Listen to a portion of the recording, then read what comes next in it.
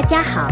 欢迎来到我们的频道。七夕本来就是一个充满浪漫意味的日子，而兰香如故偏偏选择在这样的时间节点释放大婚相关物料，视觉冲击自然格外强烈。谭松韵一身红妆亮相，刘学义与她同框，画面既有传统婚礼的喜庆感，又隐隐透着古装权谋故事特有的压迫感。真正让观众产生兴趣的，并不只是红盖头、大婚造型这些甜蜜元素，而是大家都开始好奇这场婚礼究竟意味着什么。如果只把它看成一场简单的甜蜜戏，反而可能低估了作品本身的故事容量。因为兰香如故所呈现的并不是单纯围绕爱情展开的古装偶像故事，而是将人物命运、家族恩怨、身份变化以及情感选择交织在一起。所以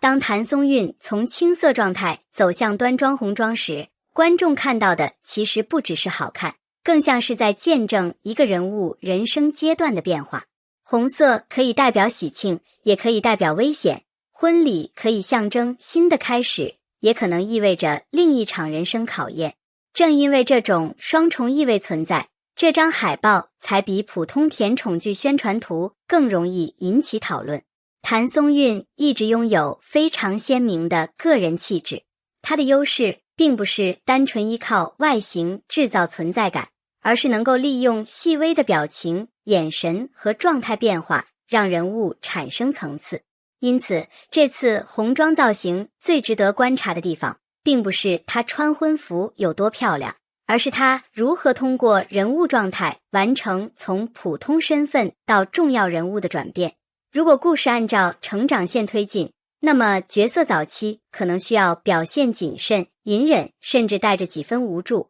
而随着经历不断增加，他的眼神和气场也应该逐渐发生变化。这类角色最怕的就是从头到尾只有一种表情，遇到困难哭，遇到爱情笑，遇到反派再生气。真正有吸引力的成长型人物，应该让观众能够明显感觉到他已经不是过去那个容易被命运推着走的人。也正因为如此，7套服饰见证人物成长的概念才有意义。服装变化只是外在表现，真正重要的是人物内核是否同步变化。若前期服饰强调身份低微与谨慎，中期体现处境变化，后期则通过更加成熟的造型强化主角气场，那么每一次换装都可以成为人物成长的视觉符号。这也是谭松韵这类演员比较适合发挥的地方。他不一定需要用非常夸张的方式证明人物变强，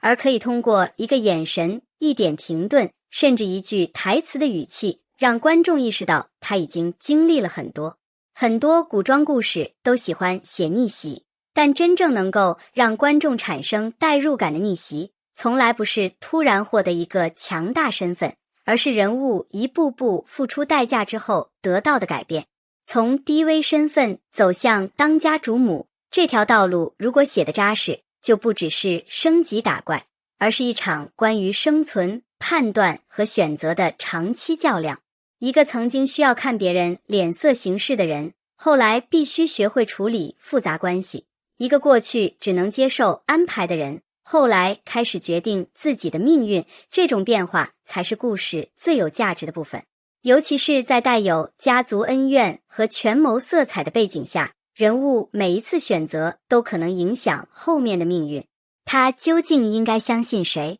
面对感情与家族利益冲突时，他会怎么选择？当曾经伤害过自己的人重新出现在面前，他会选择复仇，还是选择另一条道路？这些问题比单纯讨论男女主甜不甜更加能够支撑一部成长型古装剧。而大婚恰好可以成为一个重要节点。婚礼并不意味着故事结束，反而可能意味着人物关系进入新的阶段。两个人从互相试探到逐渐建立信任，再到面对现实考验，真正的感情往往是在风浪之中被验证的。所以观众真正期待的，也许不是红盖头掀开那一刻有多甜，而是先开之后两个人将共同面对什么。讨论古装剧时， CP 感当然是绕不开的话题。谭松韵拥有很强的亲和力，而刘学义的古装气质又比较突出，两个人放在同一个画面里，很容易形成一种视觉上的反差与互补。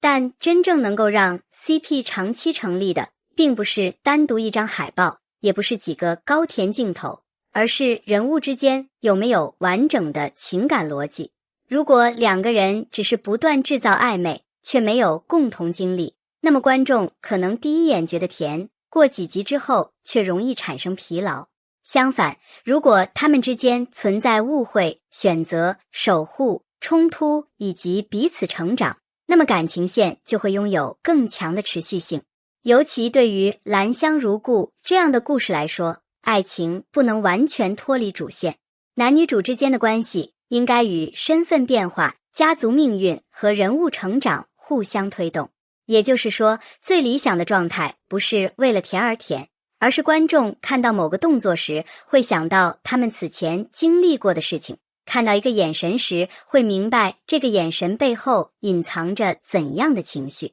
这样的 CP 才真正耐看。七夕海报负责制造第一波心动，而真正决定作品能不能留下观众的依然是剧情与人物。5. 比大婚更值得期待的是他最终会成为怎样的人。如果说七夕海报负责点燃观众期待，那么接下来的剧情才是真正的考验。一部作品能不能让人追下去，最终还是要看人物成长是否合理，剧情推进是否自然，以及情感表达有没有足够的分寸。兰香如故最吸引人的地方，恰恰可能不是一场婚礼，而是一个身份普通的女性如何在复杂环境中逐渐找到自己的位置，从卑微到成熟，从被动到主动，从相信别人安排自己的人生，到真正拥有选择权。这条成长线如果能够完整呈现，就会比单纯的爱情故事更加有力量。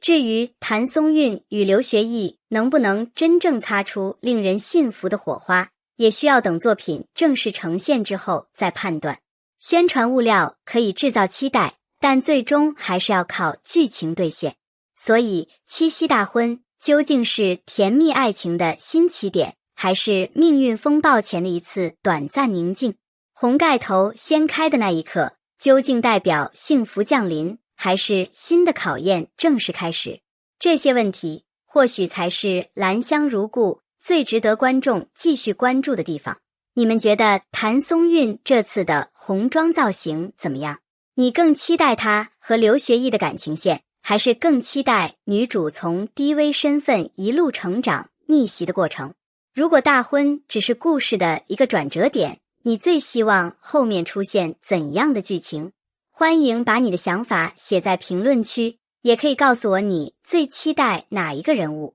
感谢大家看到这里。如果喜欢这种深入分析影视作品和演员表现的内容，别忘了点赞、关注和订阅。我们下一期继续聊更多精彩的影视话题。